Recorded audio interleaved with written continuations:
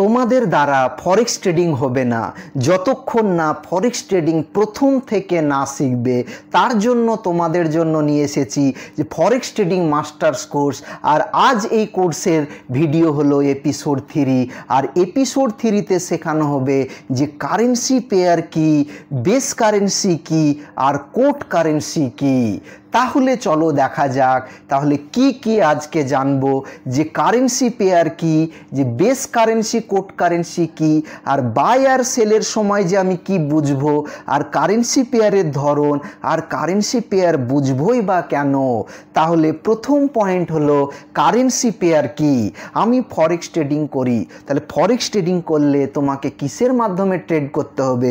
কিছু তো একটা বাই সেল করতে হবে, সেই বাই সেল করব আসলে কারেন্সি পেয়ার। আর মানে হলো দুটি দেশের কারেন্সি, এটাও হতে পারে একটা দেশের কারেন্সির সাথে গোল্ড হতে পারে, একটা দেশের কারেন্সির সাথে বিটকয়েন বা ক্রিপ্টো হতে পারে, বা দুটোই এক দেশের কারেন্সির সাথে অন্য দেশের কারেন্সি আমরা কেনা এবং বেচা করতে পারি। এতটুকু বেশ বোঝা গেল। এখন এই যে ইউরো ইউএসডি, জিবিপি ইউএসডি, তারপর এক্সএ ইউএসডি মানে গোল্ড ইউএসডি, তারপর হলো বিটকয়েন আর ইউএসডি, এই সব এগুলা হলো কারেন্সি পেয়ার।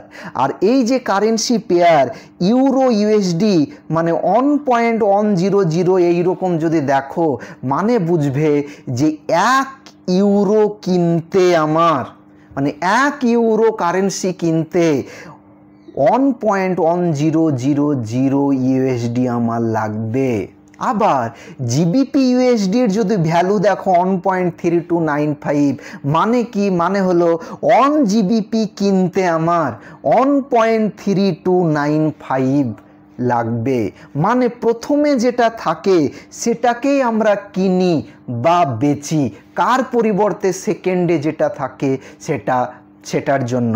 এখন বুঝবো যে বেস কারেন্সি এবং কোট কারেন্সি কি। বেস কারেন্সি কি আমি বলি, যদি কোনো কারেন্সি বা কোনো একটা পেয়ারে দেখবে এই রকম থাকে, ইউরো মানে ইউরোর 3টে লেটার, আর ইউএসডির 3টে, মানে টোটাল হলো 6টা লেটার।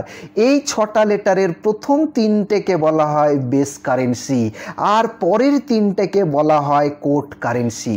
আবার যদি তোমাকে বলে জিবিপি মানে গ্রেট ব্রিটেনের কারেন্সি আর ইউএসডি, তাহলে মনে রাখবে এই জিবিপি মানে হলো বেস কারেন্সি, এটাকেই কিনবো বা বেচবো কার মাধ্যমে?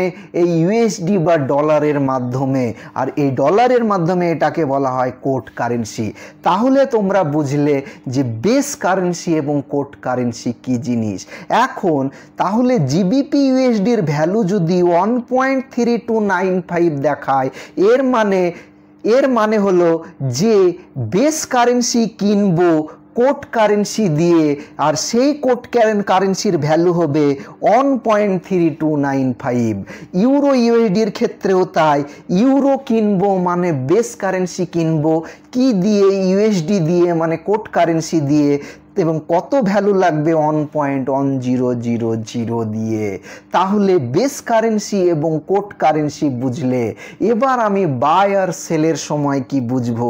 বাই আর সেলের সময় মানে ইউরো ইউএসডির ভ্যালু দেখা গেল 1.3295 আছে, এর মানে যদি আমি বাই করি, ইউরো বাই করব, 1 ইউরো বাই করব, মানে বেস বাই করব 1.3295 ডলার দিয়ে।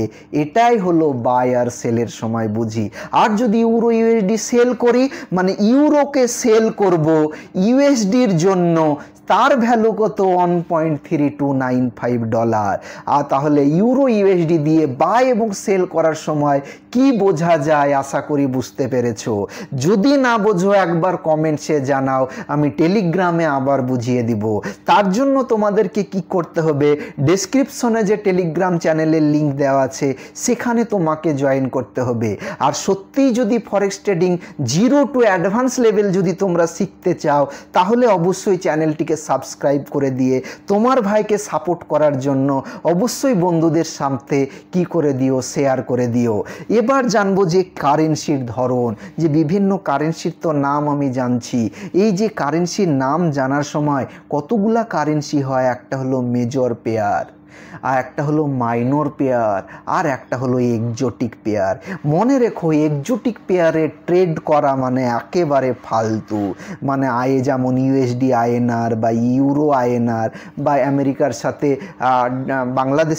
বাংলাদেশের কারেন্সি যুক্ত থাকলো, এই সবগুলা এক্সোটিক পেয়ার্স। এগুলানে কি হলো, মার্কেট কি হয়, একই জায়গায় থাকে, ওঠেও না নামেও না, এখানে ট্রেড পসিবল না। তাহলে কোথায় কোথায় পসিবল হলো মাইনর পেয়ারে আর মেজর পেয়ারে।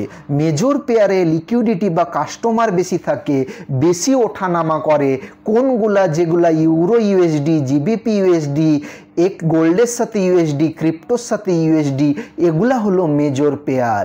আর মাইনর পেয়ার হলো ইউএসডি থাকবে না, ইউরোপ কান্ট্রি, অস্ট্রেলিয়ান কান্ট্রি বা জাপান কান্ট্রি এগুলো যদি যুক্ত থাকে শুধু, সেগুলো হলো মাইনর পেয়ার। তাহলে ইউরো জিবিপি জেপিওয়াই এগুলো হলো মাইনর পেয়ার।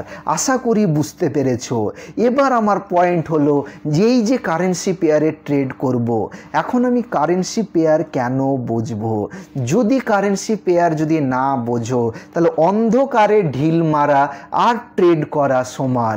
মানে তুমি লস করবে, তুমি না বুঝে ট্রেড করলে তো লস করবে। তার জন্য তোমাকে কি করতে হবে, কারেন্সি পেয়ার বুঝতে হবে। আর কারেন্সি পেয়ার বুঝলেই তুমি মনে রেখো ফরেক্স ট্রেডিং শিখতে পারবে। এই ছিল আজকের এপিসোড। তাহলে এপিসোড 3 কমপ্লিট।